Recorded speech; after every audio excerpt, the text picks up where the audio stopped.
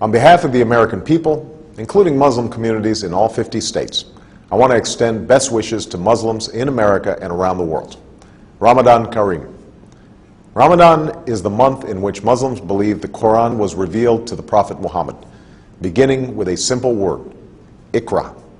It is therefore a time when Muslims reflect upon the wisdom and guidance that comes with faith, and the responsibility that human beings have to one another and to God.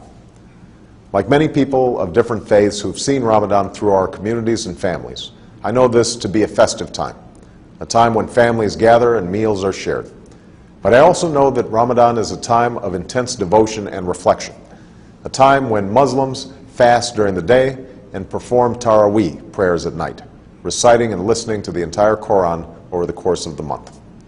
These rituals remind us of the principles that we hold in common, and Islam's role in advancing justice, progress, tolerance, and the dignity of all human beings. For instance, fasting is a concept shared by many faiths, including my own Christian faith, as a way to bring people closer to God, and to those among us who cannot take their next meal for granted. And the support that Muslims provide to others recalls our responsibility to advance opportunity and prosperity for people everywhere. For all of us must remember that the world we want to build and the changes that we want to make must begin in our own hearts and our own communities. This summer, people across America have served in their communities, educating children, caring for the sick, and extending a hand to those who have fallen on hard times. Faith-based organizations, including many Islamic organizations, have been at the forefront in participating in this summer of service. And in these challenging times, this is a spirit of responsibility that we must sustain in the months and years to come. Beyond America's borders, we're also committed to keeping our responsibility to build a world that is more peaceful and secure. That's why we're responsibly ending the war in Iraq.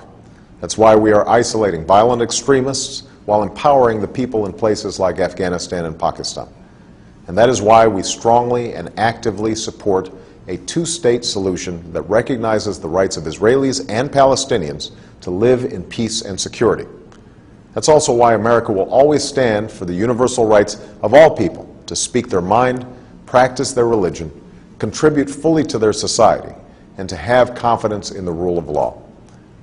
All of these efforts are a part of America's commitment to engage Muslims and Muslim-majority nations on the basis of mutual interest and mutual respect.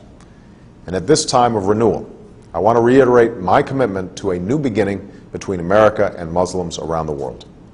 As I said in Cairo, this new beginning must be borne out in a sustained effort to listen to each other, to learn from each other,